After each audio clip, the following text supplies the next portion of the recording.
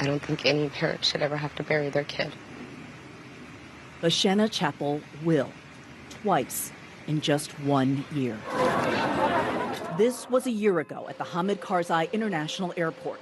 Kabul was falling to the Taliban. Afghans fled in droves, and America was pulling out of its longest war. As far as I knew, they were just evacuating people. I just thought, okay, well, he's doing his job, he's helping people, and then he's going to be home in a few days. Chappell's son, Marine Lance Corporal Kareem Nakui, sent his mother pictures and video explaining how the Marines were helping outside the airport. He had sent me a video of him with a little boy. Say hi. I was happy because Kareem is great with kids. Kids make him happy. The morning of August 26th, I woke up, but when I woke up crying. And I couldn't figure out why I was crying. I was very emotional. I felt very emotional about Kareem. And the first post that popped up was a picture of Abbey Gate, and an explosion had happened. And the first thing that hit my mind was the video Kareem had sent me, and in the background was Abbey Gate. Her son's father was the first to know. And he said, Shanna. And as soon as he said Shanna, I just started screaming because I knew what he was going to tell me. He didn't even have to tell me. It's weird. He never even had to say it. I just knew. Lance Corporal Kareem Nakui, one of 13 flag-draped caskets, returned to Dover Air Force Base, then home to his family in Norco, California.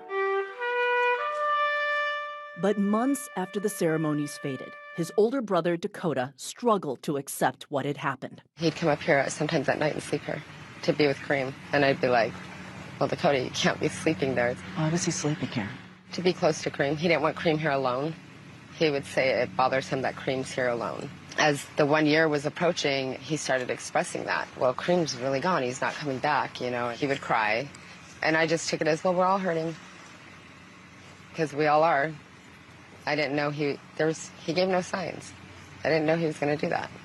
Sheriff's deputies would find 28-year-old Dakota's body just days before the 1-year anniversary of his brother's death in Afghanistan. It's across from the memorial in a place where he spent a lot of time with his brothers. That's the park that Dakota chose to take his life. Do you blame Dakota's death on the war? Yeah, I do. Like, it's a pain that is just so hard to deal with because you can't even understand it, because it's like a pain you've never felt before, so you can't even understand it. You can't even make sense of it. You can't even describe it. So I know with Dakota, the reality this month, for some reason, this month the reality started setting in for me. People who are watching this are wondering, how are you able to talk about this? Because I'm still in the shock phase right now. I keep saying, what am I going to do when the shock phase wears off? How am I going to react to this? What's going to happen to me? Shanna Chappell wants you to hear her grief, but also her rage. That 1 year after the disastrous withdrawal from Afghanistan, she feels forgotten. Because the withdrawal was a complete failure. Doesn't look good for the administration, so they wanted the disastrous pullout forgotten about, and they wanted the 13 that were killed to be forgotten about, mainly because they were so young. It could have been handled completely differently, and those 13 kids would still be here. They were treated like they were disposable and replaceable. And that's what really gets me. Adding financial insult to her pain, Chappell needs to raise the money to bury her son sometime in September, Jake.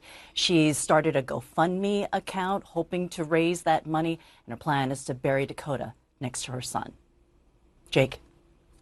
All right, Kyung, we'll post the GoFundMe account on Twitter, and people who have the money can help her with that. Thank you so much for that powerful report. If you or someone you know is struggling and having suicidal thoughts or depression, please call or text the National Suicide Prevention Lifeline at 988-988. There is help for you. There is love for you. Coming up, Russia's